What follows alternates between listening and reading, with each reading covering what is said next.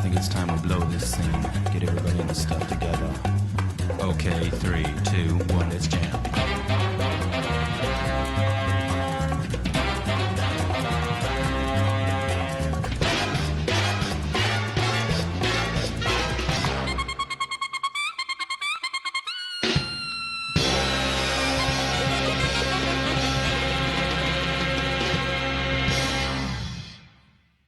Jazz is America's most important contribution to music. It's a broad term encompassing decades of evolution and a range of subgenres from Dixieland, swing, fusion, and of course, bebop. Perhaps the most unique and most exhilarating aspect of jazz is the high focus on improvisation and artistic expression. Where classical musicians seek for technical perfection and consistency, a jazz musician embraces their momentary mood and whims. Jazz balances the genre's spirit of spontaneous creation and the commercial need for recognizable songs by constructing tracks with both planned, recognizable melodies, as well as free sections where intrepid musicians can really explore their musical chops and ability to create a new and unique experience, not only for themselves, but the audience. Cowboy Bebop was able to take all of that and convert it into a compelling story. Cowboy Bebop is a production of Sunrise, the studio behind such famed anime as Big O, Inuyasha, and the legendary Gundam Meta series. Spearheaded by Shinichiro Watanabe, Cowboy Bebop debuted on TV Tokyo in April of 1998, and was the director's first solo project. But American audiences would get to witness the misadventures of the crew of the Bebop in September 2001, as the first anime to debut on Cartoon Network's legendary late-night programming block, Adult Swim.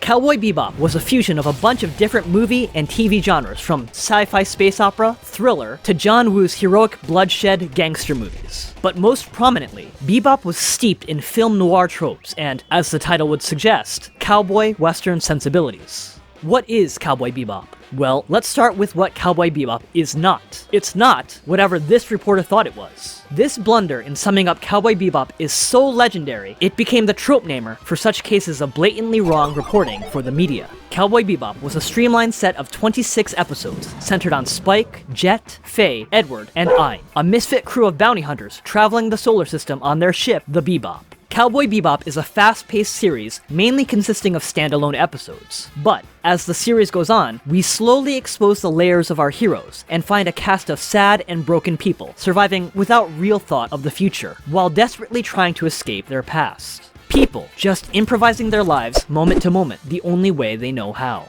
Except for Ed and Ein. Ed because she's some type of pixie person living in her own little world, and Ein because he's a genius intellect corgi who is also the goodest boy. Despite their tormented inner selves, the misfit crew of the Bebop always keeps the audience entertained. Episodes range from standard action to tragic romance, bizarre Ridley Scott-inspired horror, and just downright comedies. And as the crew interacts with one another, or the criminals they hunt, we get small hints of the sadness that sits at the heart of our main cast. How they deal with a cruel world, and the mechanisms they use to survive. Spike is a carefree, street-smart martial artist who is improvisational and fluid in combat. Spike is arguably the central protagonist, and the closing of his arc is how the series ends. Jet is the guiding light as the no-nonsense Papa Bear. He is the moral center of the crew, and its de facto leader as the captain of the Bebop. Faye is the classic femme fatale. Using her provocative appearance to hustle information, Faye is acutely aware of her effect on men, and deliberately encourages it in order to give her the upper hand, whether in a shootout or getting information. Fittingly, these aimless and broken characters live in an equally aimless and broken world. Travel within the solar system is as easy and routine as a long road trip. But humanity still struggles with its inherent inhumanity, and that premise serves as Bebop's core melody and rhythm, with the ever-present sadness and fatalism serving as the chords around which the series would improvise and provide stories filled with emotional depth. Cowboy Bebop is set in the year 2071, where people travel amongst the stars faster than light and have colonized much of the solar system. But the show is not set in some futuristic, Roddenberry-esque utopia. Rather, the world of Cowboy Bebop teeters on the edge of full nihilistic dystopia, which is weird because the society shown in Bebop is not so different from our own. Funny thing, that. Bebop's world seems to have regressed to an outdated, yet somehow timeless 1950s noir aesthetic, with a smattering of Western trappings for good measure. The Earth is in ruin, forcing humanity to flee to space. The problem with space is, it's really big. Space is so big that it creates a new and wild frontier teeming with crime and corruption. A Wild West for a new age. With bits of civilization existing as isolated bastions vast distances from one another, it becomes hard to properly police and govern, necessitating independent entities to serve as an extension of the legal system and bring in criminals beyond the reach of local police. Bounty hunters. Evoking the popular image of rugged, spur-wearing, six-shooter-bearing lawmen of old, in the world of Bebop, they are colloquially called cowboys. We see from the beginning a despondent world. Despite its technological advances, humanity hasn't evolved, still vulnerable to the flaws that have always plagued it: pride, greed, lust, envy, gluttony, wrath, sloth. But that's in line with the jazz structure that Cowboy Bebop reflects. Humanity, much like our main characters, is shaped by the past. The cast of Bebop is a diverse group coming from a variety of backgrounds and life experiences. And like jazz standards, which are well known and well trodden, the origin stories of Spike, Jet, and Faye are fairly familiar and trope-filled tales, which could be found throughout cinematic and pulp history. Spike is a former mob hitman who yearns for his lost love. Jet is a former cop fed up with corruption and yearns for his lost love. Faye is a femme fatale who suffers from amnesia and forced to con her way through the underworld to pay off her debts, and yearns for her lost love. I'm beginning to see a pattern. The majority of Cowboy Bebop are standalone episodes following our heroes as they hunt various outlaws. What's interesting is that Bebop's episodic look into crime gives us, much as in reality, insight into social dynamics and the fundamental darkness in our hearts. The cowboys of the Bebop face off against thieves, drug dealers, misguided scientists, murderers, con artists, eco-terrorists, psychopaths, an expired lobster kept in the fridge too long, and merciless mobsters. But as the series draws to a close, Spike, Jet, Faye, and Ed must end their daily improvisations and bring their songs to a close by returning to their respective melodies with which they started their lives. What's impressive about the end to the character arcs for the series leads is how satisfying they are. Not to say that any of the endings are particularly happy, with Spike's being downright tragic, but it all feels in line with the world of Bebop. Just like a performer improvising around a jazz standard, while we can make those momentary changes and live in the now, the tone and tenor of our lives and, in many cases, how our lives will end is dictated by the early stages of our journeys. Being a product of the 90s, Sunrise relied on traditional hand-drawn cell animation with the occasional bit of CGI for fun, and the result is glorious.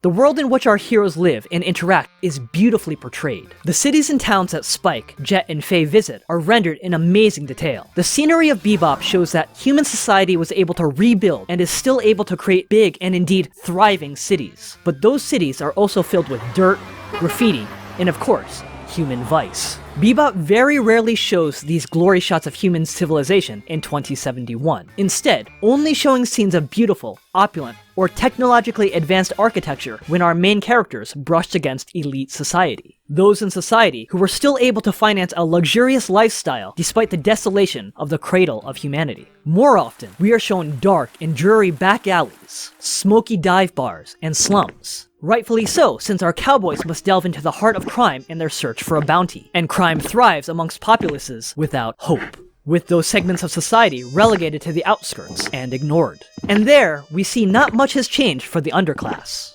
The architecture shown in much of the show is usually somber and lonely. Of course, this can be explained by more than 4 billion people dying in an apocalyptic disaster called the Astral Gate Incident, which destroyed a large portion of the moon and continues to devastate the Earth. But even if there wasn't an in-universe reason for the sparseness of the human population in the show, it's thematically important. The world, or at least the world from the eyes of Bebop's crew, is one of isolation and sadness. The crew are itinerant by design, having severed their roots with society due to their troubled pasts.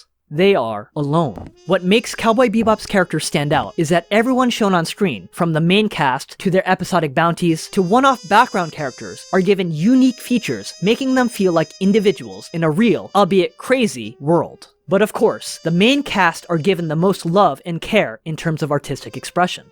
The designs of Spike, Jet, Faye, and Ed are nothing short of iconic, with each being imbued with a unique and identifiable amount of style and character. An easy test that people use to tell the strength of a character's form is the recognizability of their silhouettes. Fortunately, Bebop's entire intro has our cowboys in silhouette, with details about their personalities able to be identified without the finer points being revealed. Each of their outlines has an impact and leaves an impression which stays with you long after you finish the series. But once those silhouettes are filled in, we gain so much insight into our characters, how they were shaped by the world, and hinting at the demons they're trying to escape. Spike is skinny and light, with a giant messy mop of hair, and wears a futuristic business suit. Necktie loose and top button undone. A man with a professional history, but who now lives carefree and independent. But that necktie, a relic of the past, is ever present and hangs on him as if a noose which will eventually tighten, foreshadowing how Spike is eventually forced to confront his troubled past. Jet is a muscular man with a mechanical arm, perhaps implying how, at his heart, he's still an enforcer of the law, a part of the machine which keeps lawlessness in check, while also a grim reminder that being part of that machine costs you part of your humanity. As such, he tends to be less flexible than Spike, and more prone to playing by the rules than Faye. Faye wears revealing attire not only for fan service reasons, but because she understands her best weapon in the grim future she was thrown is her femininity and sexuality. But the way she presents herself is paradoxically opposite of her personality. Her attire hides very little, while Faye herself guards her heart and mind zealously.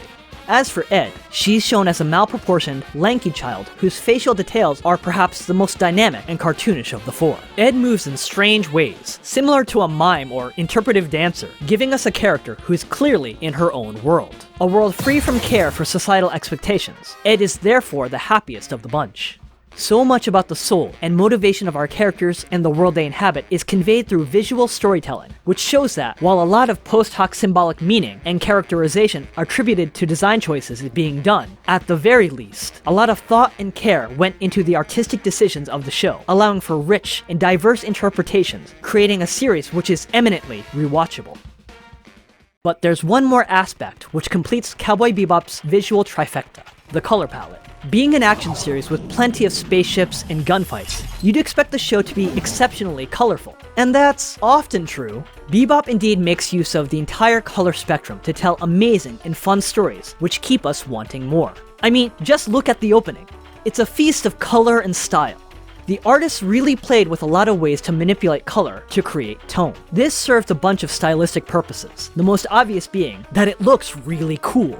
Bebop is always fun to watch, with every scene and episode giving us some interesting use of color. While the visuals and color of the show can often be sharp and vivid, just as often the colors are desaturated or washed out. To me, it gives the impression of a blazing hot sun on a dusty and dirty landscape, reminiscent of the old spaghetti westerns, from which the cowboy half of the show is clearly inspired. Other times, the creators rely heavily on blacks, blues, and whites, evoking a black and white jazzy noir aesthetic to complete the stylistic fusion the creators were going for. In the same vein, flashbacks are often shown in sepia tones to further elicit those feelings of a long gone past. The completed package of Cowboy Bebop's art style crafts a world that feels lived in. A world where there is beauty and happiness, but just as often there is an overwhelming sense of sorrow. An old, tired, and sad world despite being set in an amazing future. A world that is so different from our own, and yet, sadly, so much the same. The lack of fear in creating visuals, which stand out and break away from the standard animation styles of the era, is reminiscent of the bold, artistic experimentation and improvisation of the music source that Cowboy Bebop modeled itself spiritually, and is one of the reasons that Cowboy Bebop is revered among the pantheon of anime.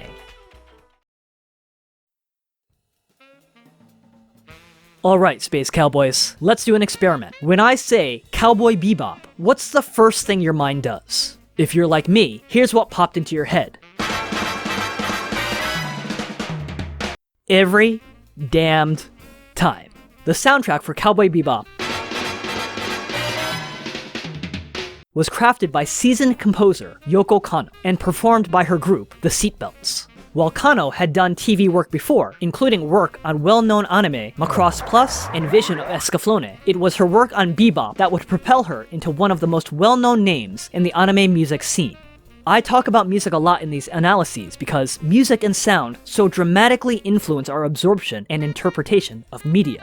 Kanno and the Seatbelts created a soundtrack that is revered and, dare I say, legendary. So powerful and effective was Cowboy Bebop's soundtrack that it broke free of the insular anime community to relative mainstream popularity. The Seatbelts were formed in 1998 specifically for the purpose of performing Cowboy Bebop's soundtrack, and the anime and music world are better for it. Kanno was tasked in creating an eclectic soundtrack which is primarily jazz and blues, with western tracks to match the western motif, and even angelic choral tracks for good measure. The result is a dynamic and unpredictable OST that offers so much depth to the viewer and was integral to Cowboy Bebop's identity and success. Being a former sax player, and therefore being in the fringe of music circles throughout high school and college, Tank was a mainstay idea for upcoming performances and, when pulled off correctly, can bring down the house. Speaking of Tank, Tank is Cowboy Bebop's iconic theme song, and it's pretty perfect. At this point, Netflix should just disable the skip intro button for Cowboy Bebop and its live-action adaptation, Cowboy B-Bop. But seriously, has anyone ever skipped this opening? Tank is a big band-styled song with a bunch of other jazz styles woven in to create this really catchy and unique sound. In previous essays and retrospectives, I tried to find connection and meaning which can be drawn from the soundtrack, but I'm not sure that's possible with Tank. And that's okay. Not all songs need to have some deep thematic connection to the series to which they are attached. Just as often, creative decisions, especially musical ones, can be more about setting a tone and expectation for the show. And that's something Tank does with gusto. Tank is a wild ride with this fucking amazing sax solo in the middle. If you want a more in-depth analysis of Cowboy Bebop's music from a purely music theory perspective, check out music YouTuber Charles Cornell. One fun point Charles mentioned about Tank's style is, I really dig this one rhythmic device that has been used a couple of times that's a little bit unexpected.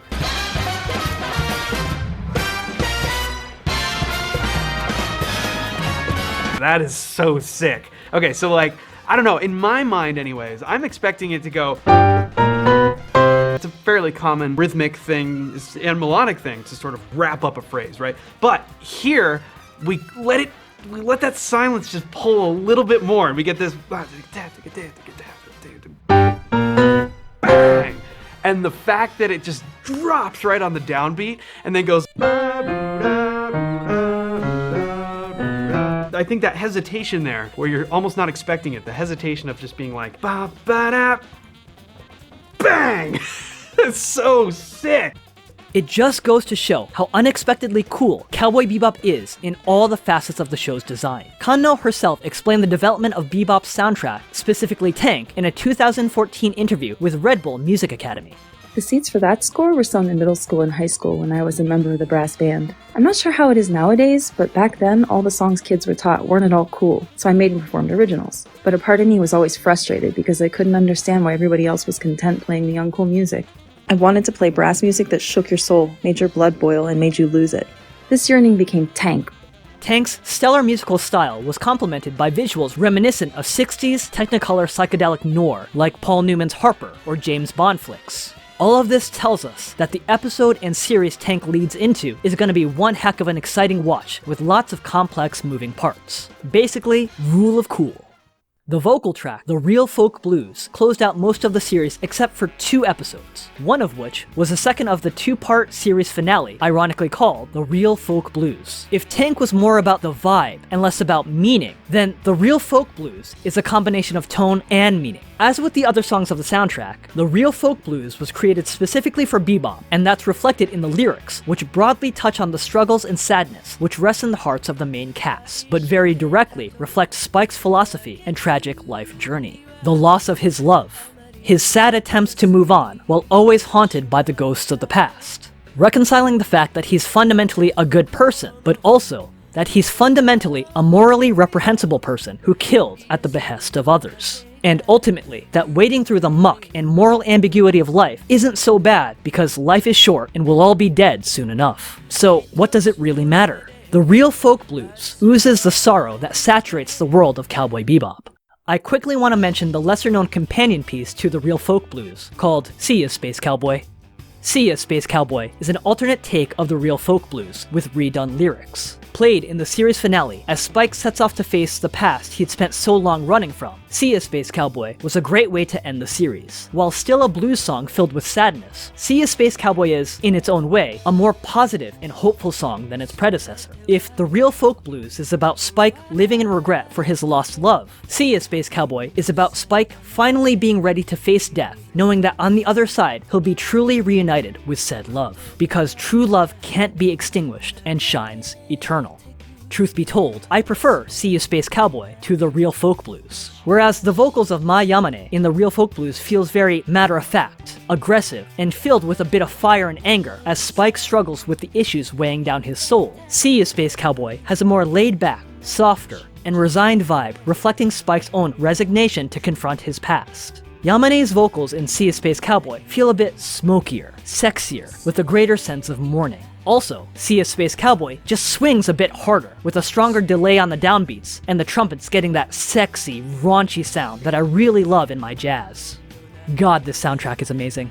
It's hard to fully encapsulate in words how important Yoko Kanno's work was in making Cowboy Bebop what it was. Of course, jazz was going to be pivotal to the identity of a show called Cowboy Bebop. The showrunners brought on a talented musical team and entrusted leadership to Yoko Kanno. Kanno would prove a musical genius with a strong sense of what Cowboy Bebop was and the tracks it needed to complete its creative identity. The showrunners could have been lazy and just thrown in generic jazz or found a Coltrane track they liked and used a cover version. Worst case, they could have gone for mainstream appeal by having a soundtrack of J-pop groups. Whew.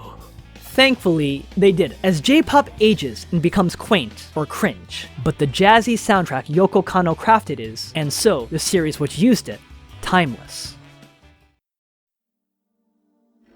One of the most amazing aspects of Cowboy Bebop's story is how it feels so original, while somehow being deeply familiar. How does that make sense, you ask? When you listen to a lot of jazz, you often hear certain phrases and rhythms buried within the performer's improv across many different songs. Cowboy Bebop did the same by sampling artistic and narrative tropes from various other genres, and mixed them to create something fresh and groundbreaking. Who would have thought that you could create a space sci-fi show while weaving in a cowboy aesthetic? Well, okay, Trigun did it. But who had the courage to take that and seamlessly mix in film noir, soap opera, thriller, and mob movie storytelling devices to create an incredibly moving series that transcended the anime niche into one of the most respected works of storytelling from Japan?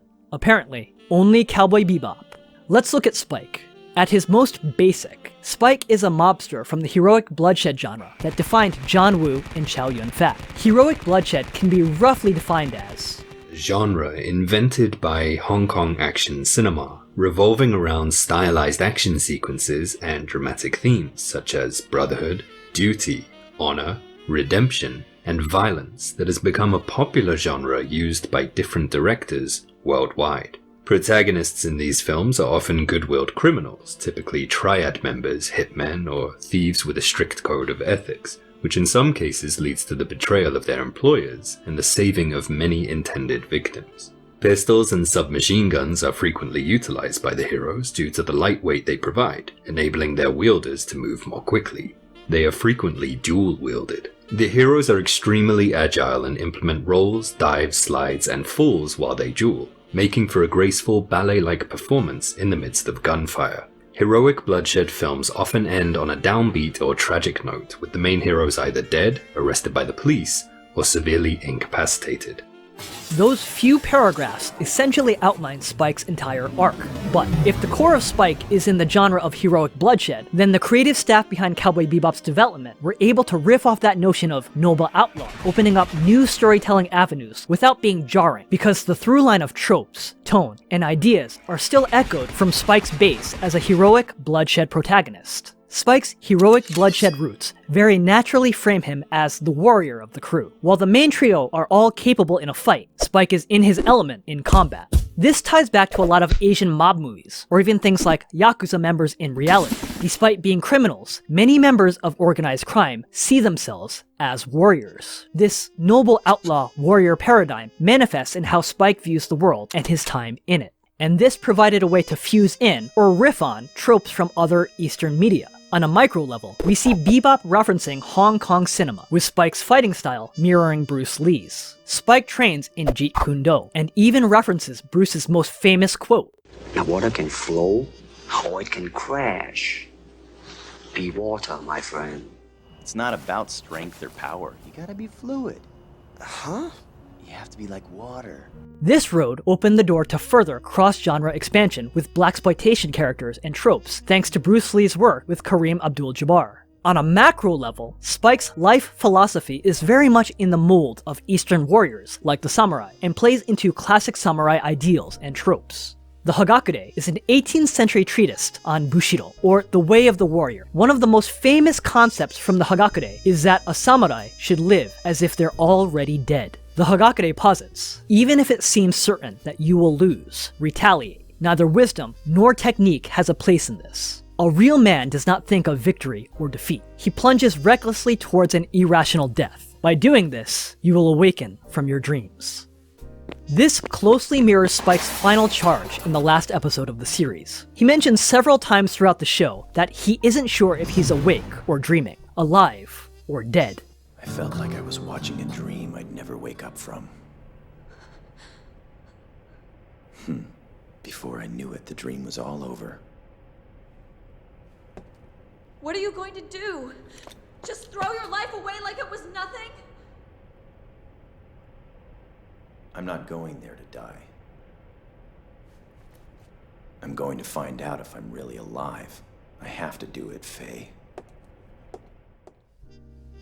And his final suicidal attack on Vicious is to finally find the answer. Still further, Watanabe's crew was able to successfully use an iconic Western trope from Butch Cassidy and the Sundance Kid. The main character is injured, facing insurmountable odds, but the movie never conclusively shows us their death or escape, which has also been used in Hong Kong cinema with movies like Bruce Lee's Fist of Fury. Cowboy Bebop's creative team cross-pollinated ideas and concepts from cinema's long and varied history to create greater levels of depth and understanding for the show's characters. Bebop was able to seamlessly weave in and out of various genres and riff on tropes while forging a new path. As the show itself tells us right at the beginning, once upon a time in New York City in 1941, at this club open to all comers to play, night after night, at a club named Minstrel's Playhouse in Harlem.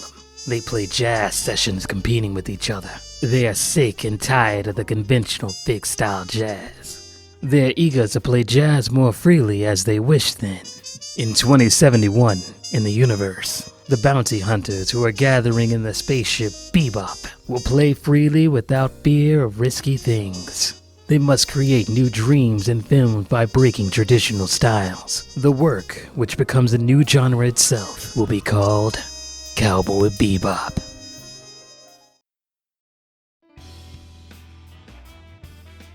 what is jazz?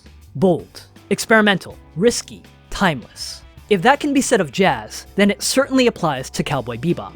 Shinichiro Watanabe could easily have played it safe for his first solo outing and made a cookie-cutter, run-of-the-mill anime made to sell merchandise. Instead, he assembled a team of artists that were willing to stand out, try new things, and take risks in a culture that is notoriously risk-averse. And because of that, and a little bit of luck, they created Cowboy Bebop, one of the most beloved and timeless anime ever made. And also they sold a bunch of merchandise. The notion of familiar narratives and tropes providing a backdrop of a show while still allowing for episodic and experimental adventures is nothing new, certainly not in anime. But just like the spirit of jazz, our characters have to eventually face the end and bring the song back to its basics, to resolve the tension created and bring their respective journeys back to its roots, and to an end.